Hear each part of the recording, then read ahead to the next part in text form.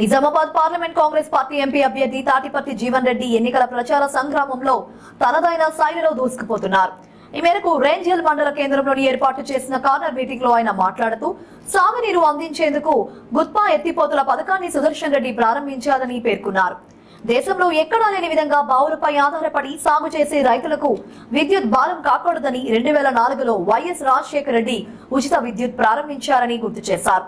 పంట రుణాలు తీసుకున్న రైతులు ఎవరూ అప్పు కట్టాల్సిన అవసరం లేదని స్పష్టం చేశారు. ప్రభుత్వం బ్యాంకుకు పూచీకత్తుగా ఉండి ఆగస్టు 15 నాటికి 2 లక్షల మాఫీ చేసి కొత్త రుణాలు ఇప్పిస్తామని హామీ ఇచ్చారు. కవిత చక్కెర ఫ్యాక్టరీని తెరిపిస్తామని చెప్పి ఉన్నది మూసేశారని విమర్శించారు. చక్కెర కర్మాగారం వచ్చే ఏడాది డిసెంబర్లోగా పునఃప్రారంభిస్తామని, పీఎఫ్ ఉన్న బీడీల పెన్షన్ రాని కార్మికులందరికీ పెన్షన్ అందిస్తామని ఆయన హామీ ఇచ్చారు. రైతులకు అండగా ఉండే రైతుగా తనకు పార్లమెంట్ లో గలమెత్తే అవకాశం ఇవ్వండి అని జీవన్ రెడ్డి ఈ సందర్భంగా ప్రజలను కోరారు. మీ అందరి ప్రియతమ నాయకులు ఎప్పుడు ఈ ప్రాంతంలో ఎవరికి ఆపద వచ్చినా గానీ నేను ఉన్నానంటూ మరి అందుబాటులో ఉండేటువంటి ఒక మీ ప్రియతమ శాసనసభ్యుడు మాజీ మంత్రివర్యులు సుదర్శన్ రెడ్డి గారు, ఈనాడు ప్రజా కార్యక్రమంలో పాల్పంచుకుంటున్నటువంటి వివిధ హోదాలో ఉన్న కాంగ్రెస్ నాయకులు, స్థానిక మండల కాంగ్రెస్ అధ్యక్షులు, మరియు వివిధ హోదాలో ఉన్న కాంగ్రెస్ నాయకులు, ముఖ్యంగా మా రైతు సోదరులు అన్నా అని చెప్పి అంటున్నా, మా యువమిత్రులు, మా తల్లులు ఆడబిడ్డల తల్లి అని చెప్పి అంటున్నా, అందరికి హృదయపూర్వకంగా నమస్కారాలు చెప్తూ ఇప్పుడే పెద్ద ఆయన మాట్లాడిండు. ఆయన కోరి మీకే పెద్ద ఆయన కాదు, మాకు కూడా పెద్ద ఆయన అని చెప్పి అంటున్నా. ఇలా కేవలం బోధన్ నియోజకవర్గానికి పరిమితం కాకుండా యావత్ తెలంగాణ రాష్ట్రానికి చెప్పంటున్నాను. ఇలా రాష్ట్ర ప్రభుత్వంలో గౌరవ ముఖ్యమంత్రి గారికి సలహాలు, సూచనలు, ముఖ్యంగా రైతాంగ సమస్యల పట్ల ఏదైతుందో ఆయన ఆలోచనలు విలువ ఇవ్వడం జరుగుతుందని చెప్పంటున్నాను. ఈ మాట ఎందుకు చెప్తున్నానంటే, ఎందుకంటే మన రేంజల్ నిజాం సాగర్ టేల్ ఎండ్ లో ఉండేది. నిజాం సాగర్ టేల్ ఎండ్ అంటే కాలో చివరి ప్రాంతం. మన సాగునీరు సక్రమంగా రాకుంటే పెద్ద అయినా ఏదైతుందో మరి ఆయన శాసనసభ్యుడిగా మంత్రిగా ఉండి మన ప్రాంతానికి సాగునీరు అందించేయాలనే భావనతో ఏదైతుందో అలీ సాగర్ లిఫ్ట్ ఇరిగేషన్ పెట్టినటువంటి ఒక ఘనత పెద్దలు సుదర్శన్ రెడ్డి గారిదని చెప్పి చెప్పక తప్పదంటున్నాను. ఇవాళ ఏదైతుందో యాట 2 పంటలన్నా రైతుకి ఏం కావాలనే సాగునీరు కావాలి. సాగునీరు ప్రధానం అని చెప్పంటున్నాను. అటువంటి సాగునీరు ఎవ్వరికి ఇబ్బంది లేకుండా యాట 2 పంటలు ఏదైతుందో కాలువ నీరు అందింపజేయడం జరుగుతుందని చెప్పంటే పెద్ద సుదర్శన్ రెడ్డి గారు మరి ఈ ప్రాంతం అంతా ఏదైతుందో ఆయన రుణపడితో అని చెప్పి మనం చూస్తామని చెప్పంటున్నాం.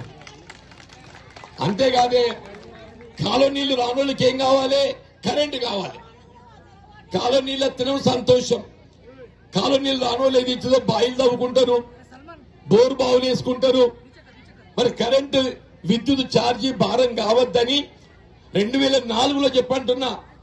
దాదాపు 20 సంవత్సరాల క్రితం ఉమ్మడి రాష్ట్రంలో కాంగ్రెస్ ప్రభుత్వం దేశంలో ఎక్కడ కూడా ఉచిత విద్యుత్ లేదు. కానీ కాంగ్రెస్ పార్టీ ఏదైతుందో వైఎస్ రాజశేఖర రెడ్డి గారు ముఖ్యమంత్రిగా మరి మొట్టమొదటి సంతకం ఉచిత విద్యుత్తు అమలు చేసి తలపెట్టింది ఉమ్మడి రాష్ట్రం, తెలుగు రాష్ట్రాలు, ఇవాళ ఆంధ్ర రాష్ట్రం, తెలంగాణ అని చెప్పంటున్నా. ఇవాళ కూడా చెప్తున్నా నేను, మేము పోయినాక రేపు ఆ బీజేపీ పువ్వు గుర్తాయని అత్తడు. నేను అడగదలుచుకున్న సోదరుడు అరవిందుని మిత్రుడు, వీళ్ళ తెలంగాణ రాష్ట్రంలో ఏదైతుందో రైతాంగానికి ప్రత్యేకంగా సాగునీటితో పాటుగా సాగునీరు లభించని ప్రాంతానికి ఏదైతుందో బావులపై ఆధారపడిన రైతాంగానికి కరెంటు ఛార్జీ లేకుండా ఉచితంగా విద్యుత్ సరఫరా చేస్తున్నావు. నువ్వు భాజపా పాలిత రాష్ట్రాలు ఎక్కడన్నా కానీ రైతుకు ఉచిత విద్యుత్ ఇస్తున్నావు చెప్పు అని చెప్పండి, నేను ఉంటాను అని చెప్పంటున్నా. దయచేసి గమనించండి చెప్పంటున్నా. మొత్తం దేశంలో రైతాంగానికి ఉచిత విద్యుత్ ఇస్తున్నటువంటి ఏకైక రాష్ట్రం మన తెలుగు రాష్ట్రాలు, తెలంగాణ, ఆంధ్ర రాష్ట్రం అని చెప్పంటున్నా. అట్లాగే ఏదైతుందో పండించిన పంటకు గిట్టుబాటు ధర గిట్టుబాటు అవుతున్నాయి, మనకు లాభం ఉంటుంది. గిట్టుబాటు కాకుండా ఉంటుందా చెప్పేది? ఇలా కాంగ్రెస్ పార్టీ 2004లో అధికారానికి వచ్చిందన్న ఆయన 450 రూపాయలు ధర ఉండేది క్వింటల్కు. దిగిపోయినాడు 1350 రూపాయలు అయింది. అంటే ఎంత? 3 రెట్లు పెరిగింది. 3 రెట్లు పెరిగింది అంటూ నేను ఇలా 10 ఏళ్ళు గడిచింది. మళ్ళా బీజేపీ భాజపా పాలిత రాష్ట్రం 1350 ఎంతైంది? అలా 2200 అయింది. రెట్టింపు అయింది. రెట్టింపు అంటే 2700 కావాలి అంటే కనీసం రెట్టింపు కాలేదు. మనం 300 చేసినామని చెప్పంటూ నేను ఇలా రైతాంగ వరిధాన్యం ఎట్టుండాలి? కనీసం క్వింటల్ 3000 ఉంటే గిట్టుబాటు అవుతుంది. నిజమాబద్దమన్నా? ఇదే భాజపా ఏం చెప్పింది? భాజపా అంటే అరవింద్ గారు హమ్ కిసాన్కి ఆమ్దాని 2 గుణా కరుంగా అన్నాడే. నేను రైతు ఆదాయాన్ని రెట్టింపు చేస్తామని చెప్పన్నాడు. నువ్వు రైతు ఆదాయాన్ని రెట్టింపు కాదు ఆయన పెట్టుబడి రెట్టింపు అయిందని చెప్పి అంటున్నాయి. రసాయనిక ఎరువు ధరలు పెరిగినాయి, కాంప్లెక్స్ రెట్టింపు అయింది, డిఏపి రెట్టింపు అయింది, పొటాష్ పెరిగింది, సూపర్ పెరిగింది, యూరియా 5 కిలోలు కోత పెట్టిండు, 50 కిలోలు సంచి 40 కిలోలు చేసిండని చెప్పండి. పెట్రోల్ పెరిగింది, డీజిల్ పెరిగింది. నేను ఎందుకు చెప్తున్నా? మనం అందరం భూమి సాగు ఎట్లా చేస్తున్నాం? ఇలా ట్రాక్టర్తో చేస్తున్నామే. ట్రాక్టర్ నడవాలంటే ఏం కావాలి? డీజిల్ కావాలి. ఇలా అంతర్జాతీయ మార్కెట్లో పెట్రోల్, డీజిల్ కు ముడి సరుకు క్రూడ్ ఆయిల్ ధర ఏదైతుందో అంతర్జాతీయ మార్కెట్లో తగ్గింది. కానీ మన దేశంలో క్రూడ్ ఆయిల్ ధర తగ్గినా కానీ పెట్రోల్, డీజిల్ ధర రెట్టింపైంది. 2014 కాంగ్రెస్ ప్రభుత్వం అధికారంలో ఉన్ననాడు డీజిల్ 50 రూపాయలు ఉండేనే. ఇలా ఎంతైంది? 97-98 రూపాయలు. నిజమాబద్దమన్నా? పెట్రోల్ ఆనాడు 70-75 రూపాయలు ఉండే. ఇలా 106-107 రూపాయలు అయిందని చెప్పి అంటున్నా. సామాన్యుడి భరించే పరిస్థితి అని చెప్పంటూ నేను. ఇంత బరువు అవుతుంది. రైతుకు రుణమాఫీ చేయాలి, అప్పులు మాఫీ చేయాలంటే రైతులకు అప్పులు మాఫీ చేస్తే సోమరిపోతులు అవుతారట. ఇక ఆశ్చర్యం కలుగుతుందా? అదే అంబానీ, అదానీ లాంటి పెద్ద పెద్ద వ్యాపారవేత్తలకు ఏం చెప్తుందో, నువ్వు లక్షల కోట్లు ఎన్పిఏ అకౌంట్ అని మాఫీ చేస్తాడా?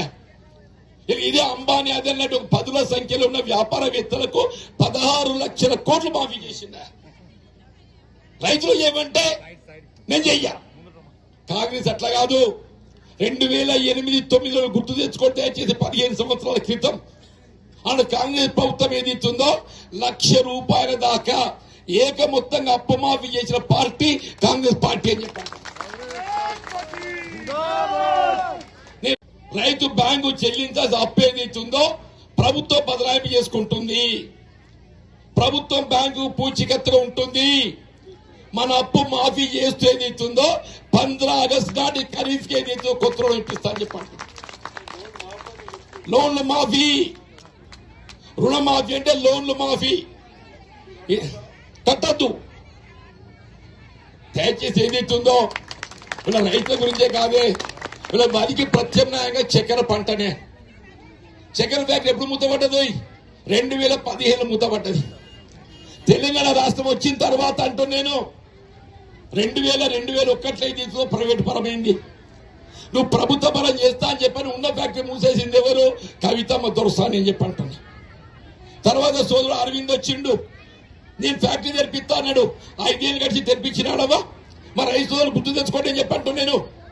5 ఏళ్ళు కేంద్రంలో రాజ్యం చేసిండు. అరవింద్ ఎప్పుడు వచ్చినాడు ఇక్కడికి? అవునే.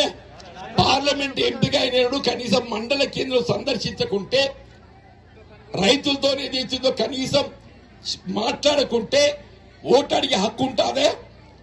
ఇప్పుడో అప్పుడో ఎప్పుడన్నా ఏదైతుందో ఊరు, వాడ, మండలం అక్కడ వచ్చి ఏంద్రనైనా నీళ్ళు వస్తున్నాయా లేదా, కరెంట్ వస్తుందా లేదా, ఏంది నీ సమస్యను మాట్లాడితే వాడు ప్రజాప్రతినిధి. అది ఊళ్ళేనాడు పెట్టడాడు. మళ్ళీ ఓటు వస్తుందిగా మరి అత్తడరాడు కూడా తెలియదు. అది కూడా చెప్తున్నాను. పెద్ద సుదర్శన్ రెడ్డి మాత్రం ఏదైతుందో నేను ప్రతి ఊరు తిరుగుతా, ప్రతి మండలం తిరుగుతా, రైతుకు అండగా నిలబడతా అని చెప్పి పనిచేస్తున్న నాయకుడు సుదర్శన్ రెడ్డి అని చెప్పండి. చక్కెర కర్మాగారం రాబోయే 25 డిసెంబర్ ఏడాదిన్నర లోపల మీరు రేపు ఏదైతుందో నాటు పెట్టుకోండి.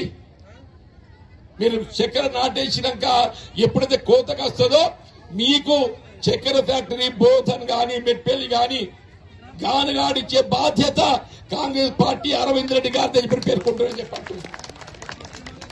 ఏ సమస్య గాని మా ఆడబిడ్డలు రావా, ఉపాధి హామీ చెప్పిండు, పని లేని వాళ్ళు బీడీలు చేస్తారవ్వా, బీడీలు చేసిన పెన్షన్ రావాలని రావద్దవ్వా. కొద్దిమందికి అత్తలేదు. 2014 కట్ ఆఫ్ డేట్ అని పెడుతున్నాడు. నేను చెప్తున్నా తల్లి, బీడీ పెన్షన్ రాని వాళ్ళకి అందరికి కూడా చెప్పంటున్నాను, వాళ్ళు ఎవ్వరని గాని అందరికీ ఇవాళ వచ్చే 2000 కాదు 2000 కలిపి 4000 పెన్షన్ ఇప్పించే బాధ్యత కాంగ్రెస్ పార్టీ అని చెప్పంటున్నాను. కొంతమంది మస్కట్ దుబాయ్ పోతారు, यहाँ पे रोजगार नहीं मिलने की वजह से ఎవరైతే విదేశాలు పోతారో మస్కట్ దుబాయ్ గల్ఫ్ కార్మికులకు అండగా నిలబడే విధంగా అకాల మరణాన్ని చెందితే రూపాయి సహాయం లేదు దేశంలో బీజేపీ. కానీ కాంగ్రెస్ అట్లా కాదన్నా, అకాల మరణానికి గురైన గల్ఫ్ కార్మికులు ఎవరన్నా కానీ కాంగ్రెస్ పార్టీ మీకు అండగా నిలబడతా అని చెప్పంటున్నా. వాళ్ళ పిల్లలకు విద్యాబుద్ధులు చదువులని చెప్పంటున్నాను, ఉచిత వైద్య సదుపాయం చెప్పంటున్నా. ఇటు రైతాంగమే కానీ